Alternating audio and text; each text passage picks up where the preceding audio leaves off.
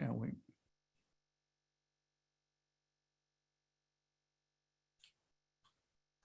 You're live. Call to order. I now call the 3 November 2021 meeting of the Scottsdale Veterans Advisory Commission to order. Will our staff liaison please call the roll? Chair Palmer, Here. Vice Chair Polk, Present. Commissioner Dominic, Present. Commissioner Stemple, Here. and Chair Palmer, Commissioners Regal and Zymek had previously indicated they would not be able to attend. So you have a quorum. Okay. Next on the agenda, discussion of possible action to approve 1 September Veterans Advisory Commission meeting minutes. Are there any comments or corrections to the minutes? If not, I will entertain a motion from the commission. Move to approve. Item was moved by Commissioner Polk and seconded by Commissioner Stemple. All in favor of the motion, please say aye. Aye. Aye. Any opposed? Motion passes. Okay, we'll go right straight into the agenda. We're going to have a presentation and discussion about the Elizabeth Dole Foundation for Military Caregivers. We have Sharon Gracie here and Ann Atkinson. So I appreciate you taking time to inform the commission on what those activities are. And as we're mentioning, caregiving is a major issue for anybody that's had to deal with that. So thank you. Thank you for having us here today. My name is Ann Atkinson, and I am an Elizabeth Dole Foundation Caregiver Fellow. I'm going to share a little bit about my caregiving journey and some of the challenges that military and caregiver families face and the kinds of resources that we are in need of. And then Sharon will go into more detail on what exactly the foundation does for the community. I had been taking care of my husband since 2012, but I didn't realize that I was his caregiver until 4 years later. I was just his wife, doing the best I could to help him heal. Like many, he was inspired to take action after the attacks on September 11th to try to protect our country and join the Marine Corps. He sustained combat-related injuries and illnesses while serving in Iraq, which progressed in severity over time to the point that he could no longer maintain employment. So I got a job working nights while he and our young children slept, then worked as his unpaid caregiver and raised our kids during the day, squeezing in naps whenever I could. I don't remember a whole lot about that period of my life because I was exhausted all the time. I was stressed all the time and I had zero support. After 15 months of barely scraping by, my husband's benefits finally kicked in, which helped relieve a lot of our financial burden, but not all. There were and still are huge gaps that are difficult to fill on our fixed income, especially where our children and myself are concerned. Not all disabled veteran dependents qualify for medical insurance coverage, but even if they do, there's still large out-of-pocket expenses, especially for those with underlying health conditions. Vision and dental coverage are not provided either. A huge challenge many caregivers face is trying to find and maintain gainful employment that provides enough flexibility to be able to continue to attend to their loved ones' needs, that also provides health insurance coverage for the caregiver and their dependents. Actually finding an employer who will accommodate the veteran's disabilities in order to employ a caregiver is like finding a unicorn. A huge worry I share with many caregivers across the board is the impact my caregiving role has had on my ability to earn an outside income or provide for my family if and when something does happen to my veteran, or if I no longer qualify for certain VA benefits, as anywhere from some to all of our benefits will disappear. Working nights on top of my beyond full-time job as a caregiver is no longer an option, as my husband's health issues have progressed to the point that he now requires around-the-clock care and supervision. He needs help with activities of daily living, all of his instrumental activities of daily living, and he requires consistent physical active interventions to prevent falls. There are some amazing staff and resources available for veteran caregivers at the VA. Counseling, support groups, and my all-time favorite program is Whole Health. They are all provided, but things like stipends can be hard to qualify for even if your veteran requires that around-the-clock care. Even then, if you do qualify, there are still those gaps in coverage that need to be filled. In my experience, financial stipends for family caregivers is one of the best ways to help ease caregiver burden and stress. Studies show that a well-supported caregiver is the single most important factor to a veteran's well-being. Caregivers are in the home. They are the first line of defense, and they know their veterans better than anyone. Providing access to training, respite, health insurance, financial stipends, employment, and other programs are vital to military and veteran caregivers as they quietly fulfill their important role of caring for those who gave so much for our country's freedoms. Providing these resources allows the service member to remain in the home for as long as possible, creating better quality of life, better health outcomes, and is way more cost efficient than admitting them to a high-cost, government-funded, institutionalized care facility. It is so much cheaper to just support the caregiver so they can care for their veteran. I do have to say, the VA Caregiver Support Program has been vital to my health and well-being. I need it. All of us veteran caregivers do. The VA Caregiver Support Program came in when I needed them the most. They always had my back. They helped me navigate the VA. They validated and supported me. And through the Whole Health program, I was able to find who I was again outside of my caregiving role. I was able to identify areas in my life that were going well and also ones that needed a lot of work. Through Whole Health, I learned how to take care of myself again, how to have fun again, how to explore my passions and interests, and how to put our family on a good track financially. It taught me that I didn't have to resign myself to only focusing on the things I couldn't control with my husband's health or the trials we were facing with his disabilities. It helped me shift my focus to the things I could do and the things that make me happy. So I'm no longer just surviving the day and running around putting out fires.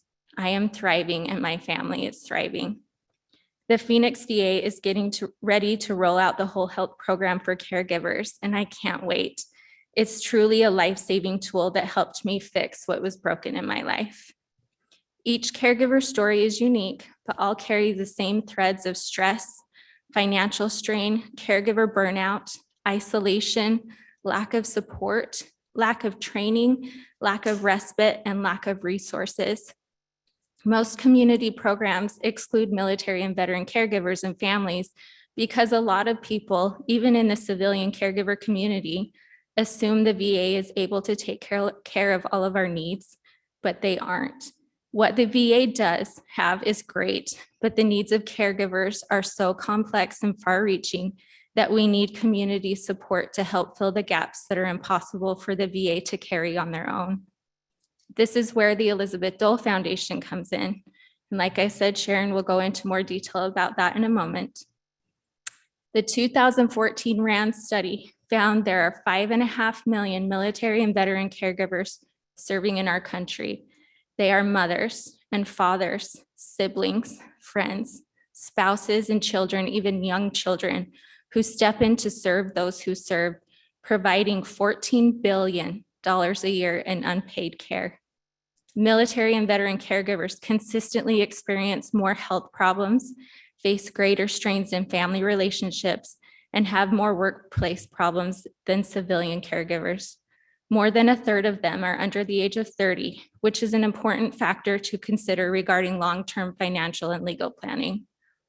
Caregivers are more susceptible to emotional stress, with some experiencing distress 4 times the rate of non-caregivers.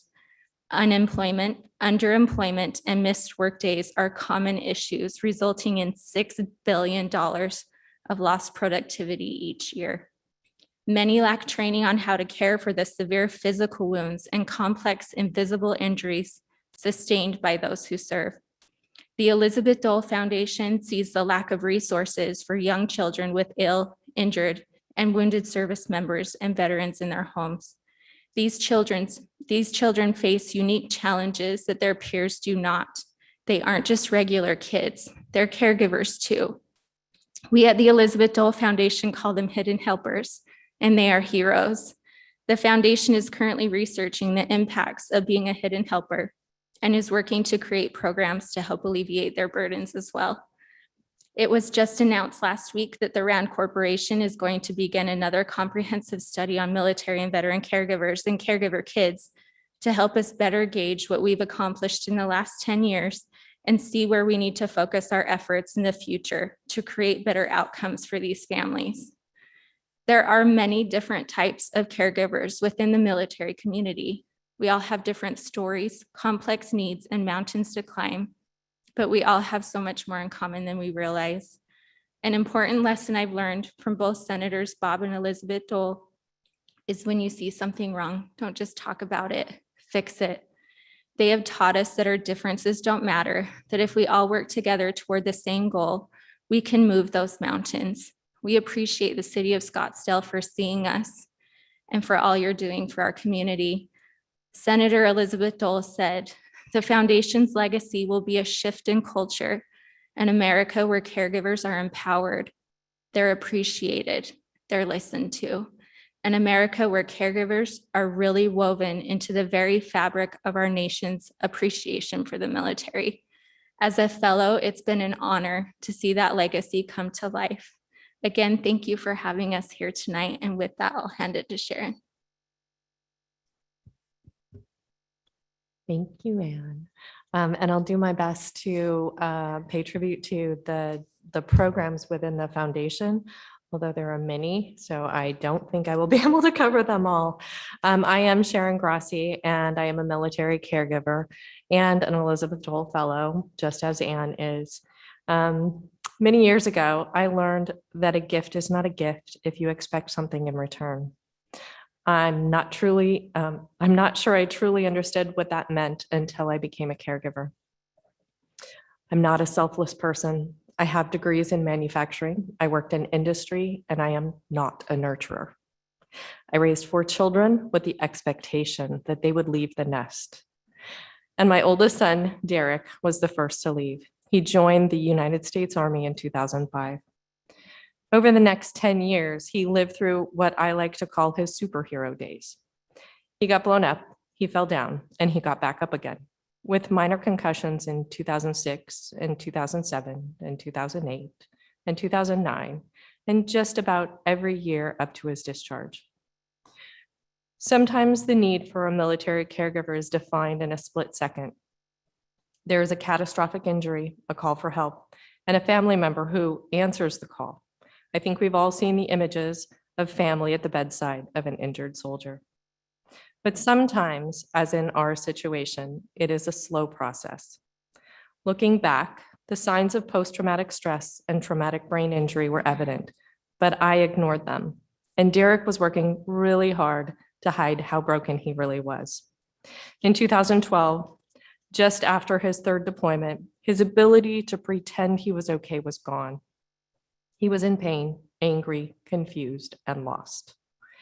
In 2013, Derek attempted suicide, which was a wake-up call for both of us. I'd just gone back to college. It was my time to finish my bachelor's degree, and I refused to give up or believe that I would not have a chance to go back to work. Within a few months, I had full power of attorney, and I was juggling college classes between calls with military clinicians to get proper medical and mental health care for Derek. I'd become his caregiver, but didn't know it yet.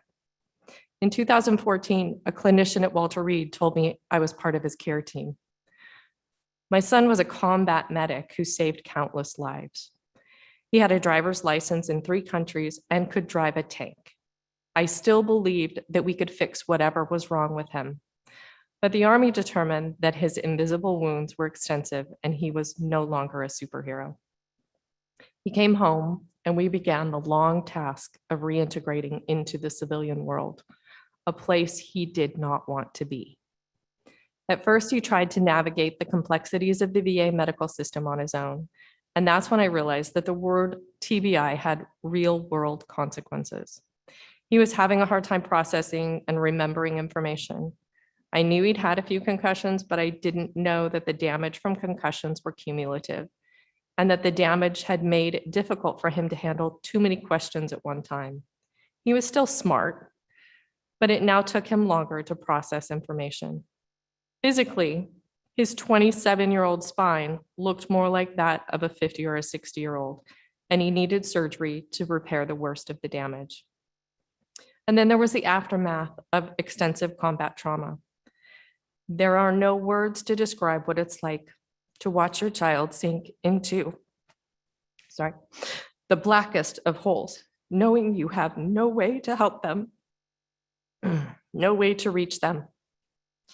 In the first few years, we would be blindsided by episode after episode of PTSD. It was traumatic for Derek, for me, my husband, and Derek's siblings. In 2015, I quit work to help him for what I thought would be about 6 months. As I took charge, he got better. We both began to realize that he needed support to navigate this new life, but I was not ready to be a full-time caregiver. My husband and I had retirement plans, and our plans did not include any of our children living with us. So I worked hard to fix Derek. In that first year, there was a lot of anger. Both Derek and I wanted our lives back, and most days looked more like a bad soap opera than a church meeting, but we found our way. We both stopped waiting for the lives we'd lost to come back, and we began planning the rest of our lives. I couldn't find a roadmap for parent caregivers, so we decided to create our own. We had sold our home and the home we'd hoped to retire to, then purchased a home that had a guest house so we could all be as independent as possible. We found things we could do together. Derek and I took dog training classes, and the rest of the family took up archery, which is something Derek loved as a kid. We built a team of friends and family to reach out when I needed a break.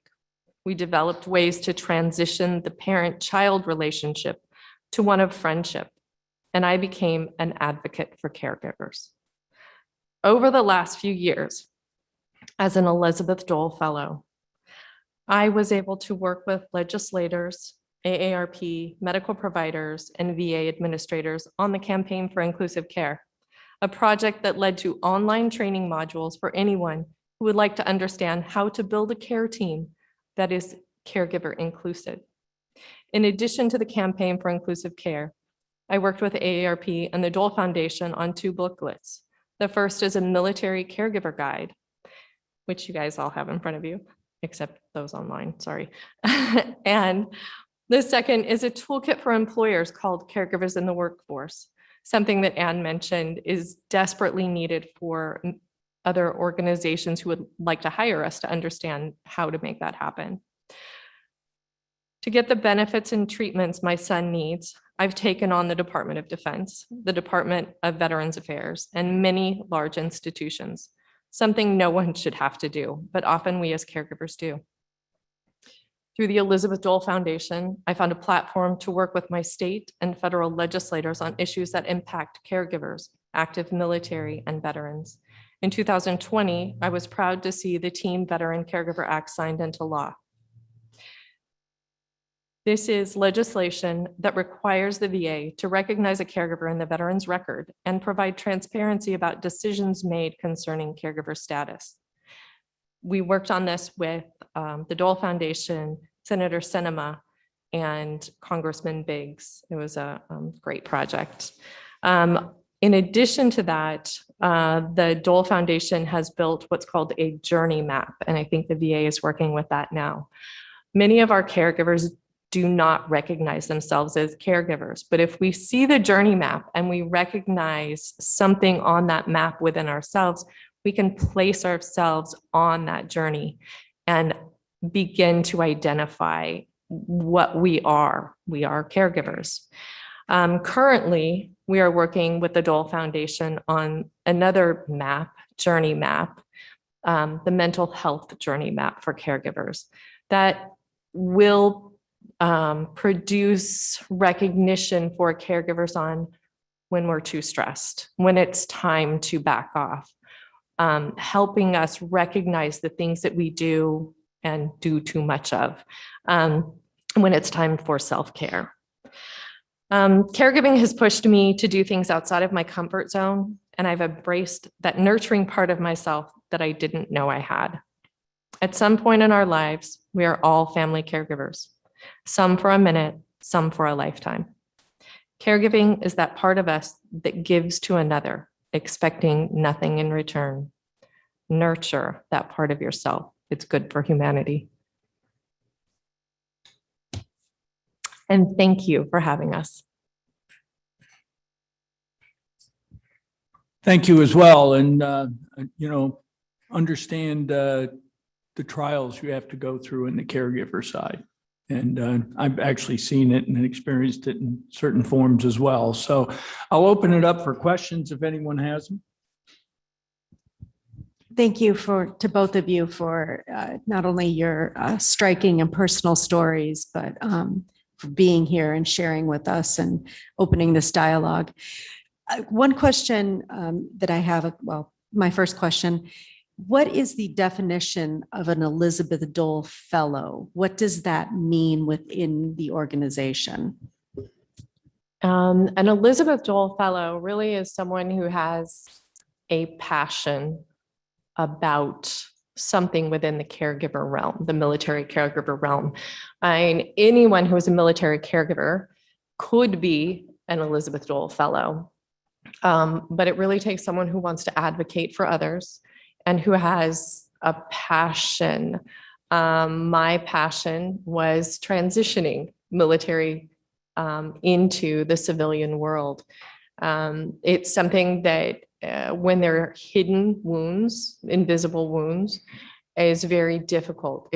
I felt very bad for the VA because my son had a plethora of wounds and issues that were just passed on to them, and that shouldn't have happened. He should have been, and now is recognized in the medically retired field, as opposed to just dumped into the VA system. But really, we're just any other caregiver. We just advocate for others. Thank you for that. And then a follow-up question. I was interested to hear the program that is, I believe, being worked on for children. As a mother of 2 boys who are now young adults, and then, also Sharon, you also as a mother, very much my heart goes out to both of you in both of those situations. Now I'm getting emotional. So I guess I would like to hear more about different support groups, especially for younger children. And I don't know if that's the right word to use, but the hidden helpers, that's a very powerful and I think true statement about children in family situations like that. So if you're able to share a bit more about different programs and resources that help younger children. Sure. Like I said, these kids being, a kid is already hard. Being an adolescent is already hard.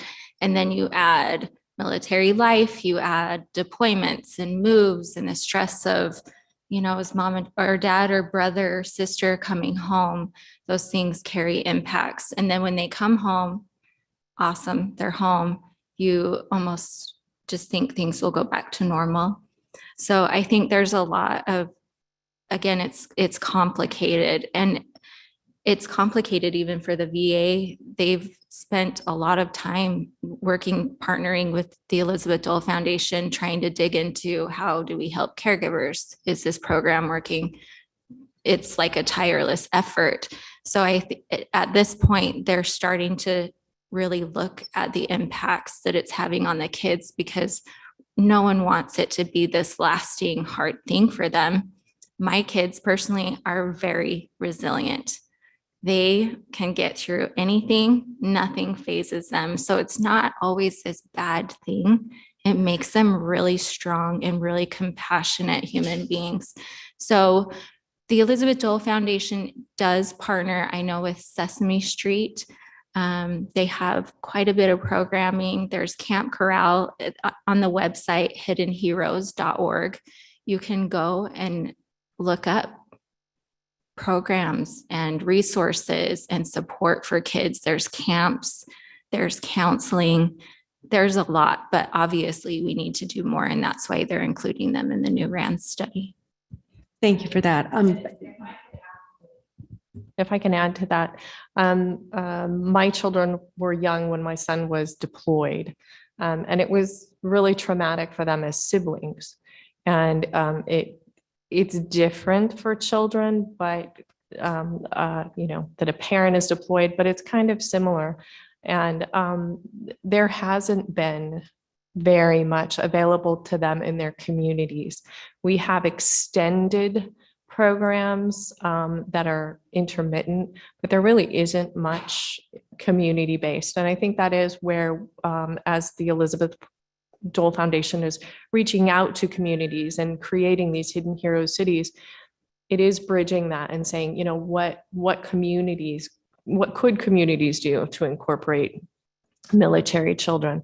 As my youngest son is now my secondary caregiver for my son. So at 13, he was sending his brother off to war.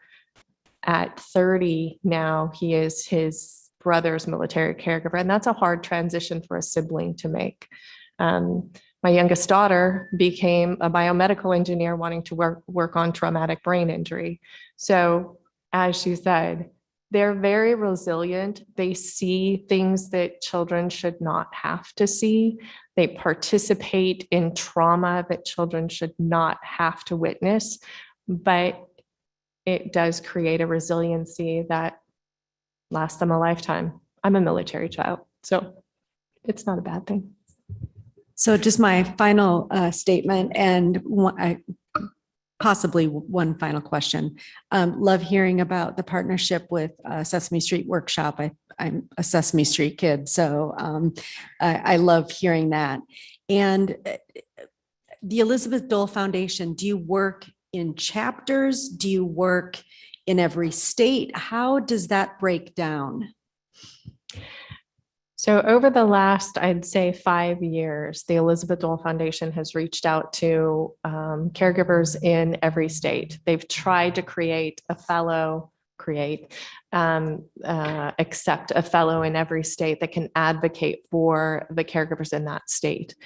Once a year, other than COVID, we go to DC, we work with congressmen and senators and legislators and staffers on the Hill and within the foundation to bring those pain points to the foundation and also to the legislators so that we can have their help, because a lot of the things that we need require legislation to be passed, because we are dealing with those big entities that are really hard to get beyond. And you serve for generally 1 to 2 years, and then you become an alumni. So you never really go away as a fellow, which I'm an alumni. You're always there. We're really treated just like a fellow, but the focus is on current fellows.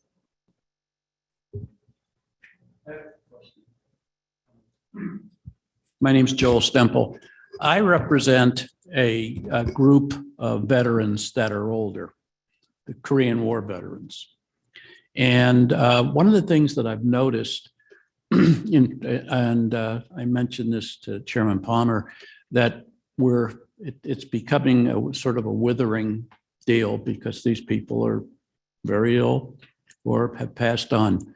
And would the Elizabeth Dole Foundation have anything to do with helping?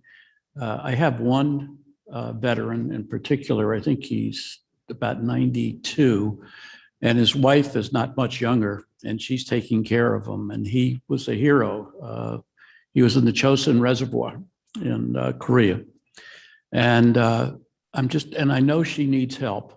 And is the Elizabeth Dole Foundation something that a retired elderly person can use? Thanks. Absolutely. The Elizabeth Dole Foundation actually worked with congressmen and senators and the VA to extend, it's called the Comprehensive Program for Caregiving through the VA to it's May 7th, 1975, something like that. So they can apply to that program through the VA. Also, the Elizabeth Dole Foundation offers 35 hours of free respite care. After those hours are used up, they can apply again until they run out of hours that have been donated. But that's also, you can access that at the hiddenheroes.org, and it's called Respite Relief. And the program is Respite Relief. It's very easy to apply. It's quick. They send someone out. They can do light housekeeping, cooking, just give you a break so you can take a nap, whatever you need. One question. I was just looking on my cell phone. I see that I don't know where you're headquartered, but how do they get in touch with the Elizabeth Dole Foundation, or do they have to go through the VA first? They can go directly to that website. I can also, give you my information and we can get them plugged in. There's also another program. It's a Facebook group, and it's a private group, and they're all caregivers from all eras, all ages, everything. So you can go on there, find support, ask specific questions, and it's monitored. So it's not getting answers out from left field, and they're really helpful in answering specific questions. Is that on hiddenheroes.org? That is on Facebook. And it's called Hidden Heroes Caregiver Community, but you can also access it through the hiddenheroes.org website. Thanks a lot. And can I add to, if they're in Arizona, you have 6 Elizabeth Dole fellows here in Arizona, so they can always reach out to us for help, because I know sometimes it's really difficult for the older population. I don't want to say too much because I'm pretty old too, but to access some of the technology, but to have, someone in the state that they might be able to reach out to and help. And actually this weekend, Sunday, the 7th, we are having a military caregiver resource fair and family day. So tell them it's at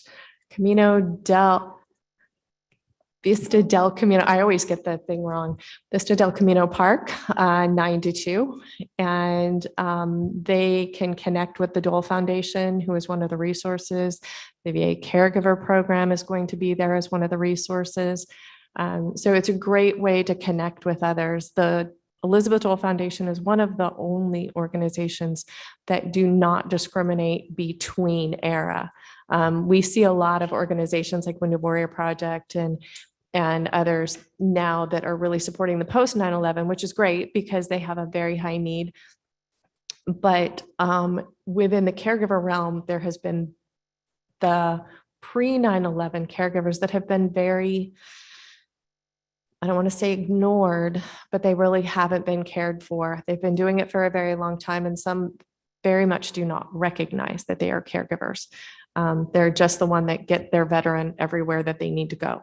And so Thank you. Can I get a list of, or where can I get a list of those caregivers here in Arizona? You can reach out to us. That is one of the things that is good and bad about the Dole Foundation, is that we're pretty private about our fellows. We don't publicize them because we are caregivers. So you want to go to an event, you want to go to the website and connect some way in there. So coming to the resource fair would be great because you'll be connecting to, I think we have 4 or 5 fellows coming that day. Plus we have 2 people from the foundation that will be there. So it's a great way to link in, especially for VSOs, to connect and start realizing that they have someone that can support the caregiver. Thanks.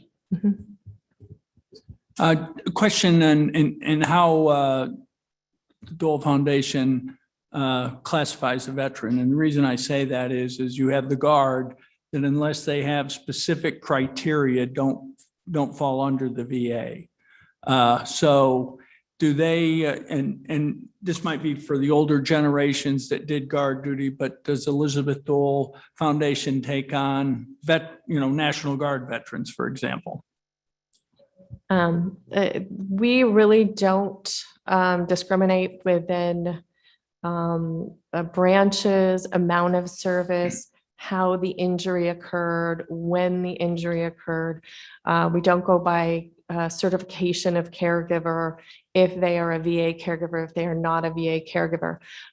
They do require a DD 214. Right. You served, we recognize you served, but there are quite a few that their injuries have nothing to do with their service, and we still support them. And you still support that? Yeah, Okay. absolutely. And are they in every state?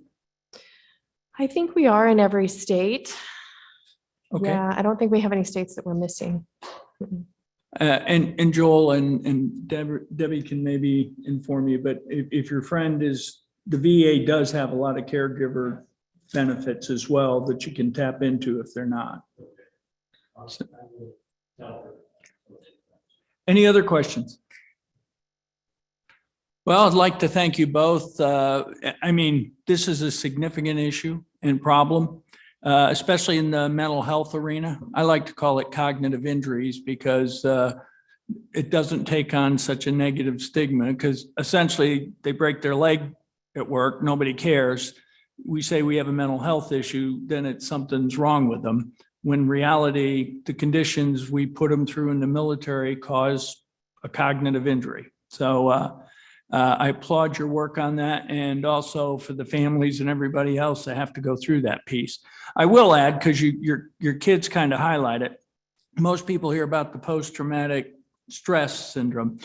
Most haven't heard about post-traumatic growth and the value of post-traumatic growth that can come from a lot of these, where some have the resiliency to gain and grow out of that piece. So I don't know if that's addressed as well, because sometimes you can recognize, like your kids, they were put through a traumatic situation with your family, and now they've obviously done pretty well. So thank you again, and I appreciate it. And I might be reaching out on a few other things. I mentioned the book that we're trying to put together here. So it's just a reference book. Kelly has put together a great website for us. He also has a TV show that I don't know if he's brought that up with you, that we do a veteran TV show that gives you an opportunity to do that as well. So thanks again.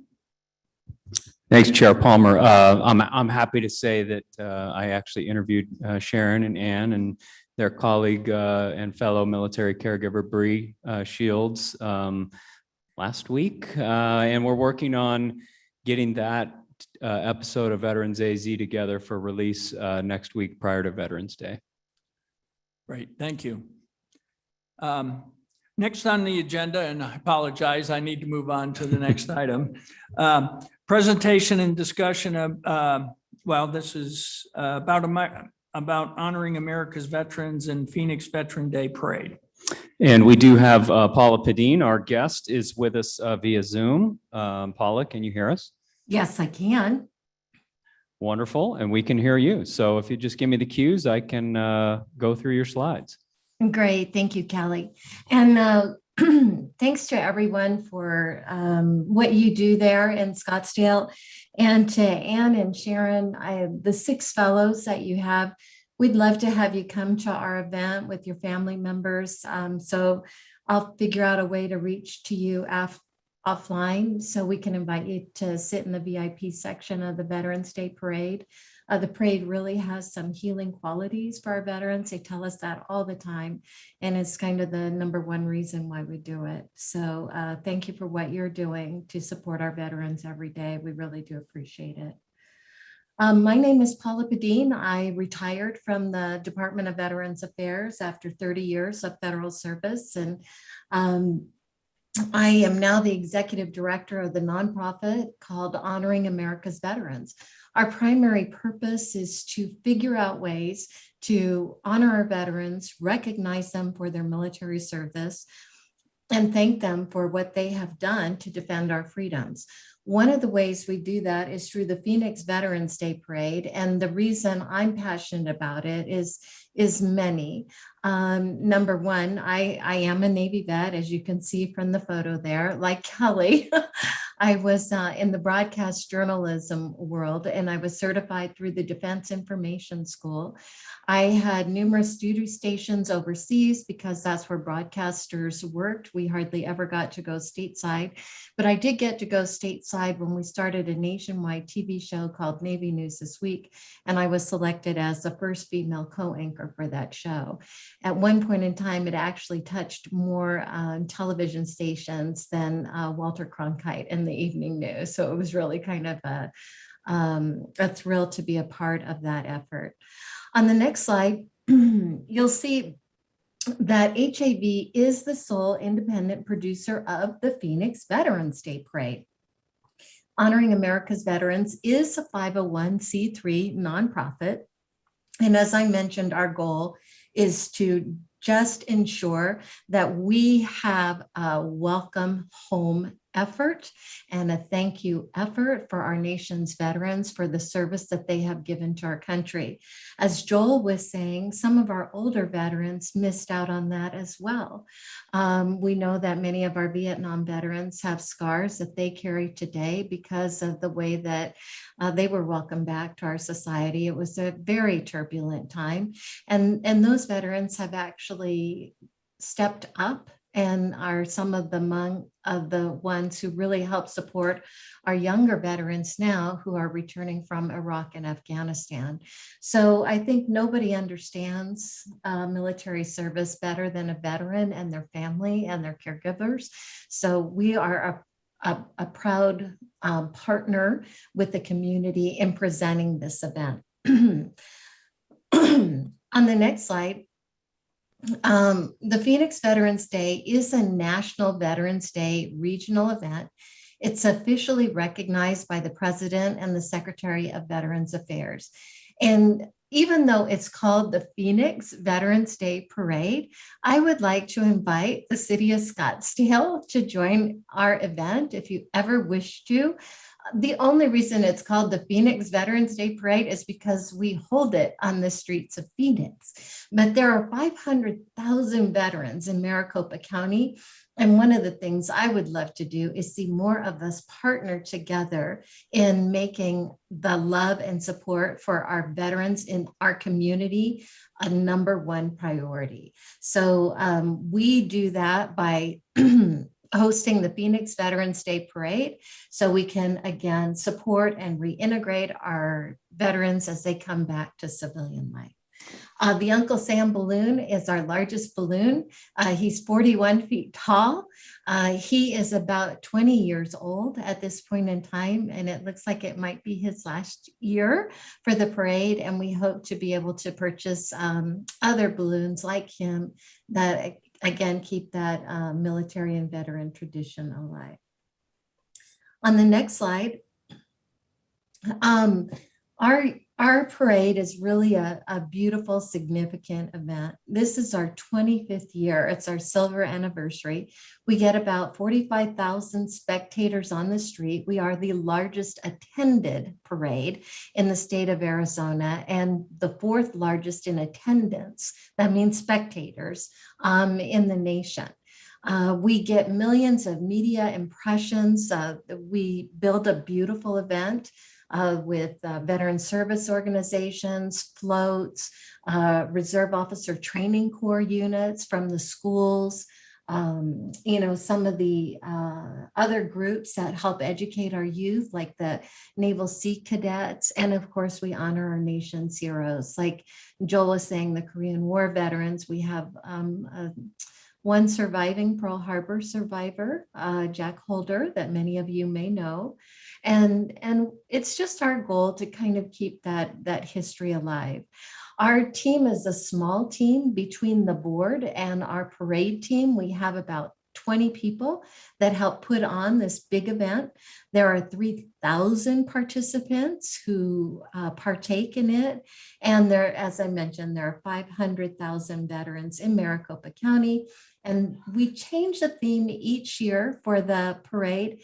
And this year, our theme is Waving the Flag of Freedom. On the next slide, we also want to educate our youth. I'll never forget the day that it was September, in the middle of September, when we have prisoner of war and missing in action day.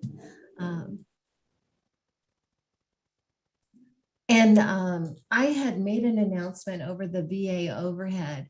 And when I returned to the lobby, because the phone system where you make the overhead announcements is right where the operators are. So when I walked out of there and I went into the lobby, I had two young nursing students ask me what a pau mia was. And at that point in time, I realized that the education that we had amongst our youth needed to improve, at least as far as military and veterans were concerned. So that's why we started the essay contest, and we host it for high schoolers in the state of Arizona. This is something that the Scottsdale schools could get involved in as well. We put a call out to all the schools throughout the states, grades 9 through 12. And then we pick 4 winners, 1 from each grade. Each of those winning students receives a $250 check, and we give $150 to the teacher that helped them submit their essay, and they get to ride in the parade, and they get some special memorabilia. And the nice thing about the essay competition, it's doing what we wanted and needed to do, which is getting them out to talk to our veterans to see what being a veteran means, the sacrifices that they made, how their military service changed their life, because it often does.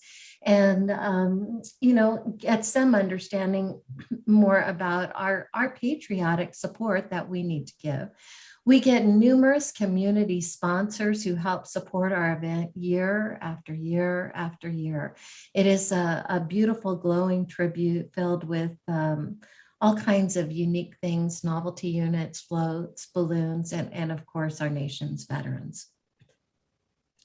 On the next slide, HAV really does have a unique position. There are many organizations out there that are doing the things like Ann and Sharon need help with, helping those who come back and really need help picking up the pieces.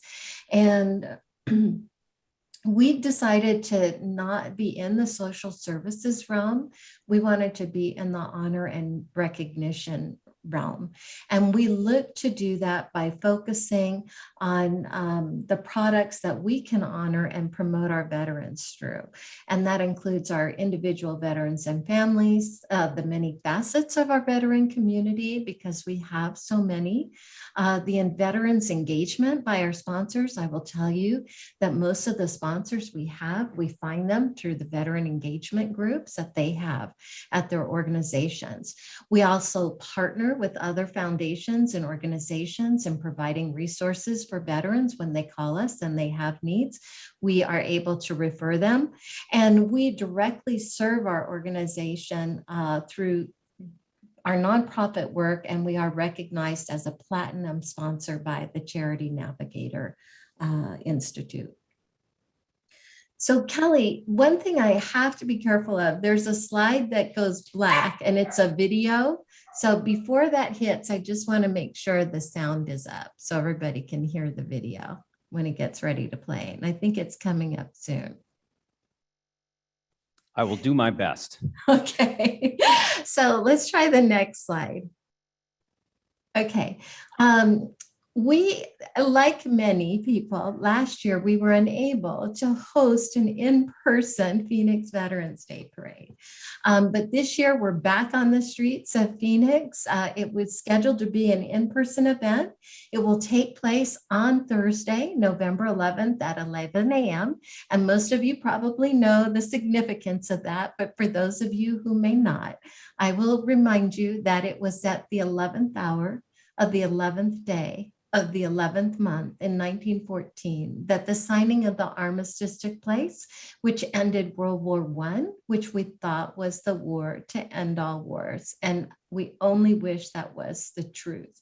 Unfortunately, we know that wasn't our last global war. We've had too many since, and we do believe it's a part of our calling to make sure that these veterans get the welcome home, the thank you, the gratitude, and the recognition they deserve for defending our freedoms and serving our country. On the next slide, there it is. I'm going to let you play the video. Let's see if it works. No sound. There we go.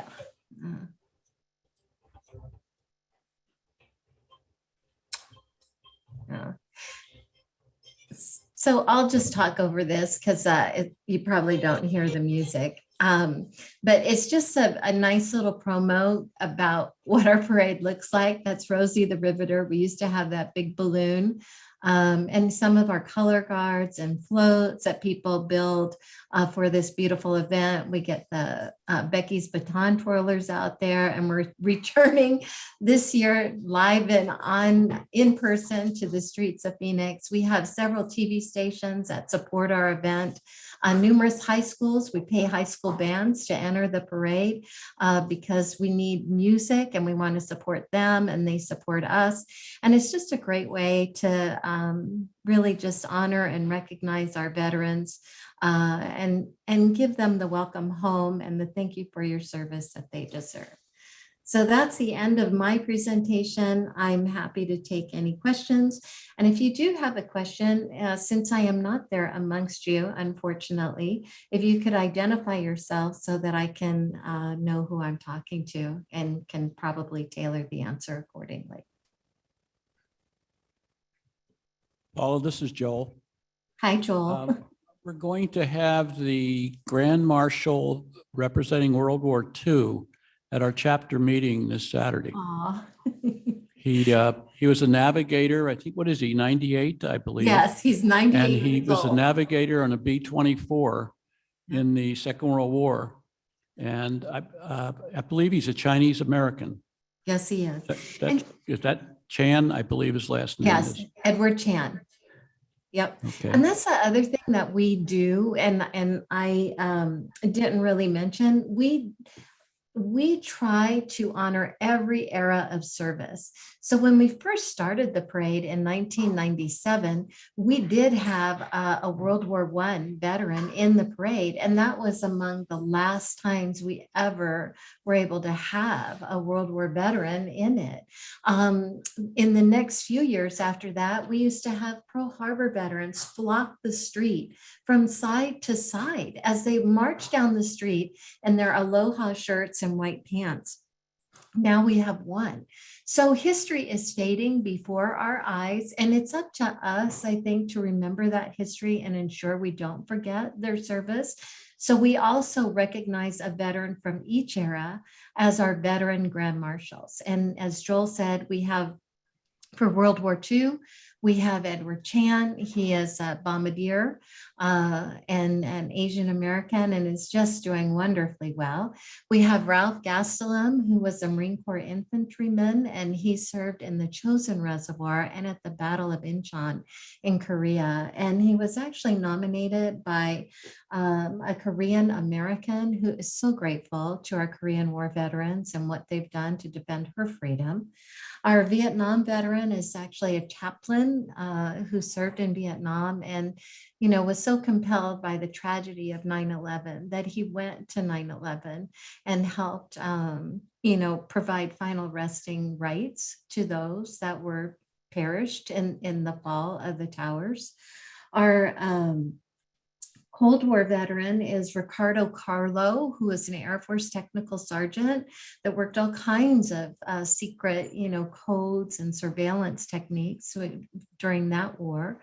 Our Desert Storm veteran is a nurse who has actually done 40 years of some type of military and veteran service and advocacy. And, she helped stand up hospitals at the first Desert Storm and treated the casualties that were taking place then. Our Enduring Freedom veteran is Scott Ford, and Scott has a magnificent story. He's a Bronze Star recipient about the Battle of Shock Valley in Afghanistan and some of the rigors that they faced. And our Iraqi freedom veteran that's representing them is a gentleman by the name of Jake Livingstone, who was a U.S. Special Forces operative and has since successfully transitioned from the military and is now running a coffee shop. So we just feel it's important to honor them and recognize all of them for their service.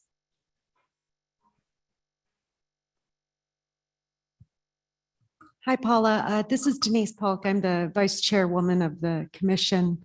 Also, like you and Kelly, a Navy vet. I was a dispersing clerk. The rating doesn't even exist anymore, and served on board. I only served on board ships, so 2 subtenders back in the 90s. Thank you for your presentation and all the work that you do. My question is, outside of the parade, which as a former event planner for a nonprofit, I recognize what a huge undertaking that is. Outside of the parade, what other events does your organization do throughout the year? Yeah, so that was one of the things that we really wanted to push on in 2019 and 2020. And that darn virus just kind of got in the way. So one of the things we're going to do in the spring is we're going to host a Veterans Leadership Forum. And it will actually be at the Scottsdale McCormick Golf Club there, the Golf Ranch Club.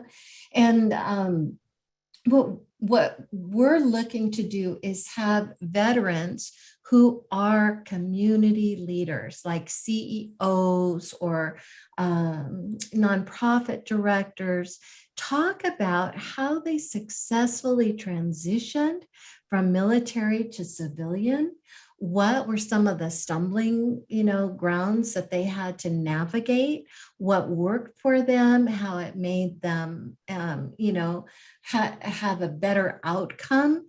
And then I kind of also talk about how being in the military helped them become the leader that they are today. And we feel it's important to highlight the veterans who are doing great things and giving back to our community. So that's our Veterans Leadership Forum event that we're going to host. It's been postponed twice due to COVID. So we have it on the books for April 21st of 2022. And the other thing we'd like to do is some more recognition events. As you know, it's the 50th anniversary of the Vietnam War. I believe they have another year of that effort. It was like, I think a 5 or 10-year effort where they really just wanted to see if they could get as many Vietnam veterans welcomed home. And we'd like to do some pinning ceremonies or coin ceremonies for them, again, to honor and recognize them in the community. And we are not limited to Phoenix, Arizona. We're here for our veterans.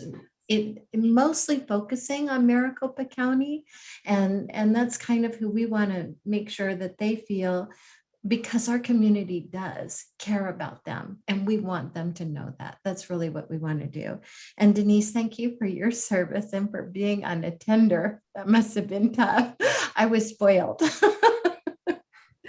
I didn't know any different life in the Navy outside of boot camp and A school. I actually loved every minute being haze gray and underway. So, so thank you. And I will definitely mark that April date on my calendar, and no doubt we'll probably talk about it again as part of the commission, but that sounds very interesting. Thank you. This is Joel again. Oh, I'm sorry. Oh, okay. I just wanted to tell everyone, if they haven't noticed it, that Paula writes a weekly column in the Scottsdale Republic and part of the Arizona Republic. So I don't know whether you've seen that or not, but it's very informative, very helpful to the veterans. And I hear that from my group a lot. But thank you, Paula. That's really, really helpful. Thank you, Joel. And that is an important column, and I'm always looking for stories. So like, with Ann and Sharon and them being fellows at the Dole Foundation, that would be a beautiful story. I know you guys are going to cover it with your TV show, but, we are always looking for stories, and we run the gamut on the stories. I'll profile a veteran. I will, talk about an organization and some of the things that they're doing for veterans. I talk a lot about the parade and the essay competition and the Grand Marshal competition, but we also cover like the East Valley Veterans Day Parade and other things that are happening. So if you have a story idea that you think pulls at the community's heartstrings, that will help us get more support for our veterans. It's a Friday column. My deadline is Tuesday. It has to go into my editor every Tuesday by 4:30. And I'd love to get your pitches on that as well.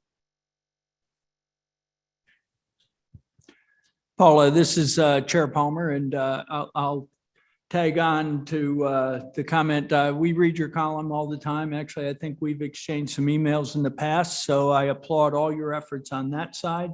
They're great articles, and they're great to communicate the veterans' issues and efforts that are going on. One thought for recommendation as you're looking at how do you expand the recognition aspect. A lot of the assisted living places have their own recognition of veterans in the assisted living place. That might want to consider how your organization ties into that and maybe rotate around and honor them at the assisted living location in different events, just as a thought. Well, thank you. And lastly, I know Kelly will be happy to, because what we are trying to do is have a broader information piece on our website here in Scottsdale, as well as the TV show, which I'm sure Kelly's told you about. But, and he can highlight how we're trying to network with the other cities to carry this. Again, we really focus on the whole valley, not just Scottsdale, but obviously we advise for Scottsdale for the council. So I'd like to thank you for taking time for the presentation as well. And hopefully we'll be able to keep up communication. Thank you, Chairman Palmer. Next on the agenda, we have the Scottsdale Veterans Day commemoration update. And unfortunately, Paula, that might be in conflict with the parade to some degree, but Scottsdale does hold the ceremony, and like this year, it will be in person. So I'm going to turn that over to Kelly Corsett. Thank you, Chair Palmer, members of the commission. I'm happy to report that there isn't a direct conflict. One could participate in or attend the Phoenix Veterans Day Parade at 11 and still, I think, make it to McCormick-Stillman Railroad Park for Scottsdale's Veterans Day commemoration, which begins at 3 p.m. We have issued information to the community and have it on our website. But for the commission and for those listening in, the Scottsdale Veterans Day commemoration does begin at 3 p.m. on Veterans Day, November 11th at McCormick-Stillman Railroad Park. We're happy to be back in person once again and welcome the festivities to begin at 3 p.m. when the United States Coast Guard Auxiliary Arizona Band will perform. And then at 3 p.m., the actual, the speeches and the talking begin. Mayor Ortega will be hosting us for the first time. And we have two wonderful speakers. We will be joined by one of Debbie's colleagues at the Phoenix VA, James Fawbush, United States Army, who now works as part of the VA program here in Phoenix. And we'll learn a little bit more about James and the work he's doing to continue to support veterans in our community. And then we'll also hear from Nikki Stratton, who is the granddaughter of an USS Arizona survivor. She actually lives in Colorado, but she has been asked to be the ship's sponsor of the new USS Arizona, SSN 803, I think the whole number is. And that'll be a fast attack submarine constructed and named USS Arizona. I think that'll be the 5th actually USS Arizona to come into the fleet, but it'll be the newest and greatest. And Nikki will be there to talk about her grandfather and to talk about the effort involved with sponsoring the USS Arizona. The town of Gilbert is actually the community sponsor. But of course, as the vessel will be named for the entire state of Arizona, we can all take honor in it and we can all support it coming into the fleet in some way, shape, or form. I'll also mention that Scottsdale will be continuing its work as a Vietnam commemorative partner, which we signed on to, I think, 4 years ago as part of the Vietnam 50th commemoration that Paula had mentioned earlier. And we will be providing pins and other pieces of recognition for Vietnam veterans in attendance, and also for family members and those who support our Vietnam veterans as we continue to offer them a sincere welcome home, and look forward to having many of them at the Scottsdale Veterans Day commemoration. So we are pleased to put it together once again to offer it in person. And I know that several members of the commission will also be in attendance to lead the Pledge of Allegiance at the beginning of the event. So look forward to seeing many of you and hopefully many members of the public there at the Railroad Park on Veterans Day. Thank you, Kelly. And since we're talking ceremonies, I'll highlight for the commission, and Paula, if you're still on, the waterfront where I live, we host an annual Veterans Day ceremony, small one, but for the veterans that live in the waterfront that age all the way from World War II up to current. So I'd like to invite the commission, because the guest speaker and keynote speaker will be Kelly Corsett, and will be the speaker for this foundation. I appreciate you attending. And Kelly's going to be covering not only his naval career and tell Navy stories, or sea stories as they're known, but also cover about the Veterans Commission for those that live at the waterfront. So Paula, you're absolutely welcome to attend as well. I'm sorry, 12. We do it after Veterans Day, or so it's not in conflict with everything else. It's 12 November, Friday at 1700 for us military people. So it'll be in the, we have a big club room in the waterfront, Tower 1. And I can get you the specific invites for that. Next on the agenda. Oh, go ahead. Sure. Thank you, Kelly. Thank you, Chairman Palmer. Just a quick question about the event, the Scottsdale event, starting at 3 o'clock. Just throwing this out there. I'm definitely attending. And since I'm taking a break from work, if you need any help earlier that day, setting up, anything that you need, just let me know and I can be there. I'll echo that. I can do that as well. I certainly appreciate it from all of you. Fortunately, our colleagues at the Railroad Park are outstanding, and they'll have everything set to go.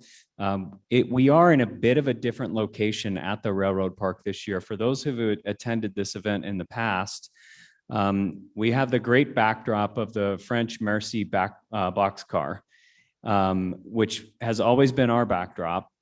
And that is the car that was gifted to the state of Arizona by the citizens of France after World War II. And thanks for the United States support of course, liberating France and supporting the French people. That car was picked up with a giant crane and moved to another part of the park a couple of months ago to make way for some other things they're doing at the Railroad Park. It's in a great spot.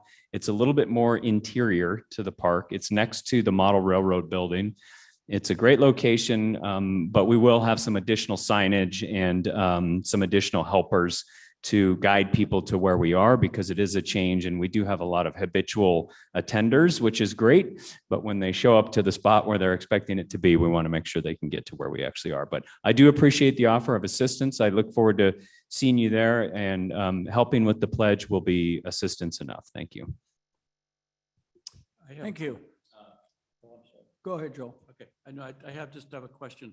Where do we go to, who do we report to, and where do we go to do the Pledge of Allegiance? Commissioner Stemple, members of the commission, I'll be on the lookout for you and you be on the lookout for me, and I'll get you to where you need to be. Thank you. And we'll be early.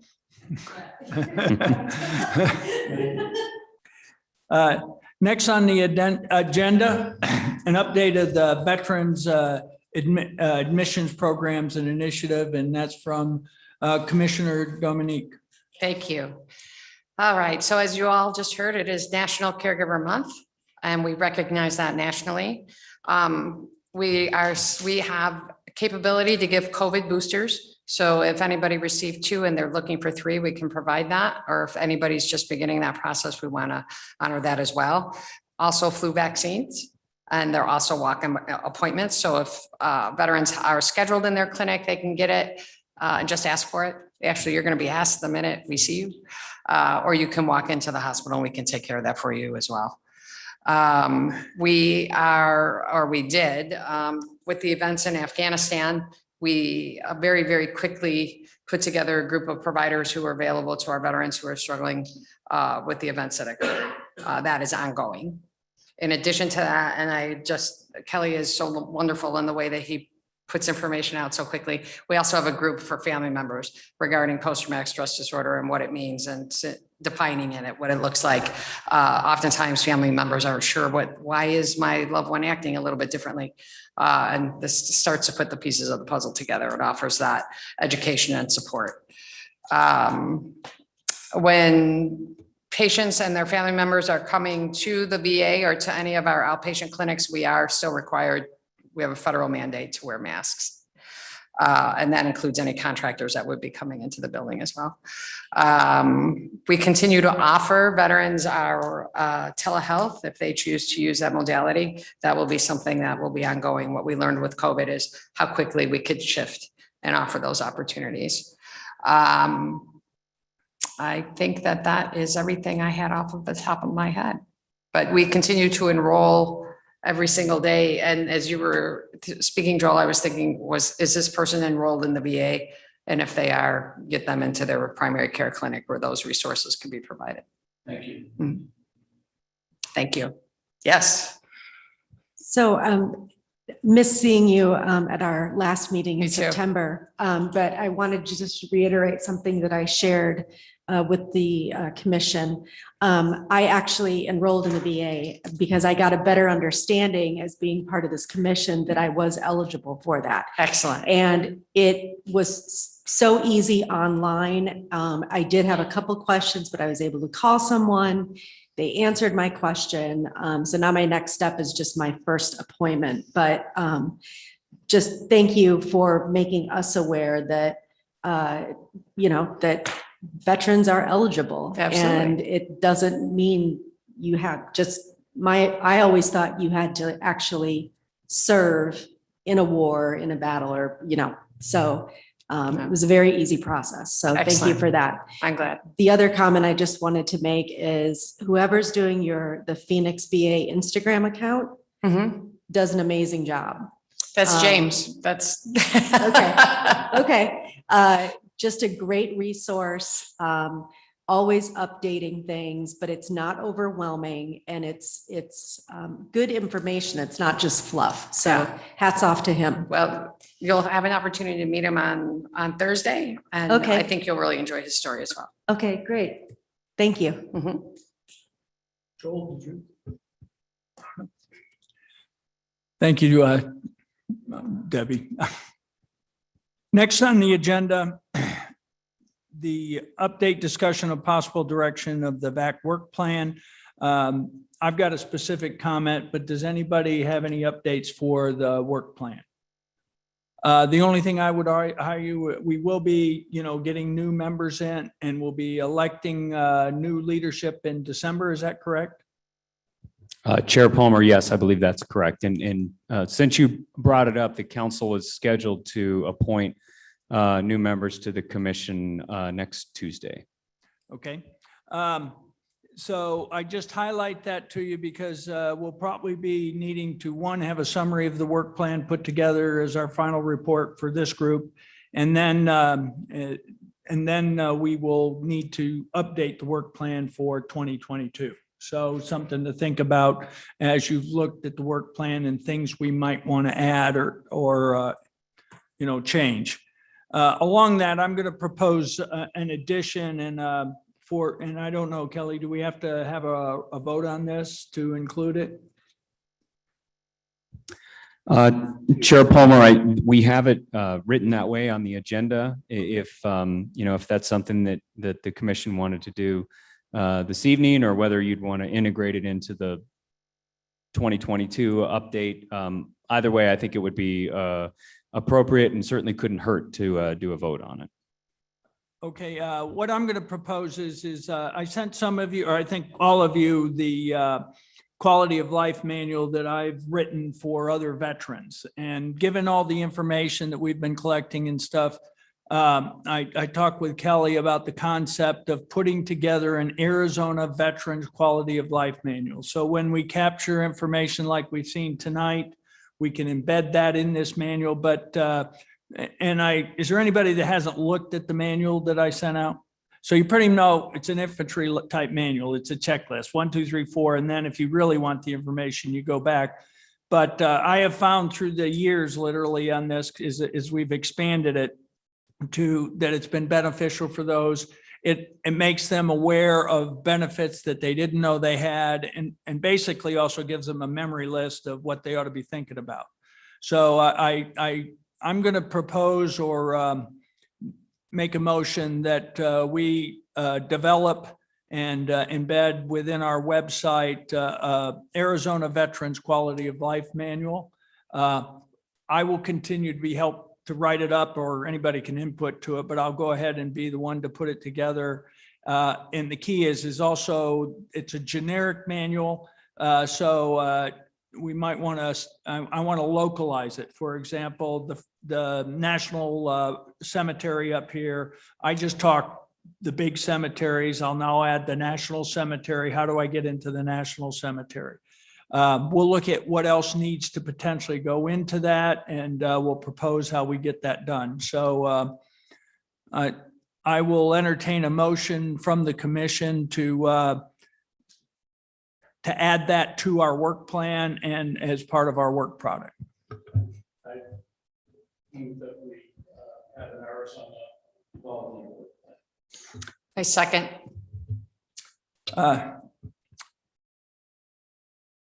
We've got the first and second. All in favor of the motion, please say aye. Aye. Aye. Any opposed? Then the motion passes. And Chair Palmer, just for Commissioner Stemple, didn't have his mic on, but that was moved by Commissioner Stemple, seconded by Commissioner Dominic, just so to help with our transcriber. Thanks. Next on the agenda, commissioner members' reports, updates, suggestion for future agenda items. And are there any? Up, Denise. Thank you. Just one update, and then a possible person that I would like to propose be added to the agenda at a future date. And I talked to Kelly about this gentleman earlier. Briefly, on a personal note, I've taken a step back from work for a bit, and I've shared my best contact information with all of you. But if you ever need an update, Kelly, of course, always has my best email address and my cell number. Again, just trying to figure out what next for me. I may go back to school, but I'm not going anywhere, still staying in Scottsdale and looking forward to continue to being on this commission. Second of all, I have made a great contact over at Scottsdale Community College. His name is Michael Arbery, and he is a Marine veteran. He's actually the manager of their veteran student services.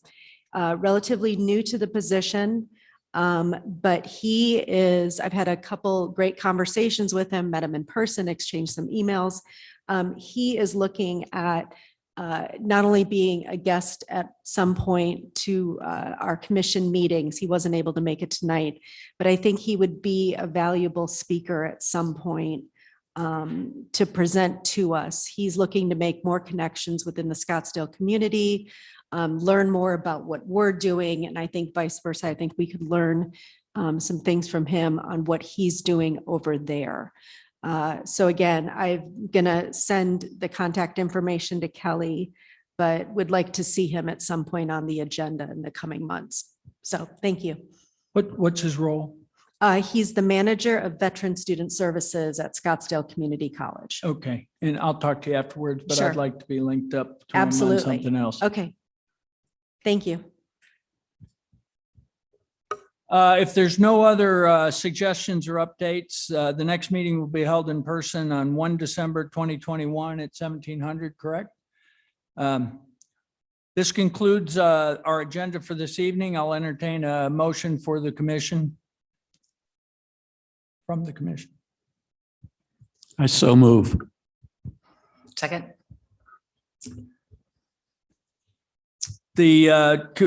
Excuse me, item moved by Joel, Mr. Commissioner Stemple, and seconded by Commissioner Dominic. Sorry, I'm brain dead here.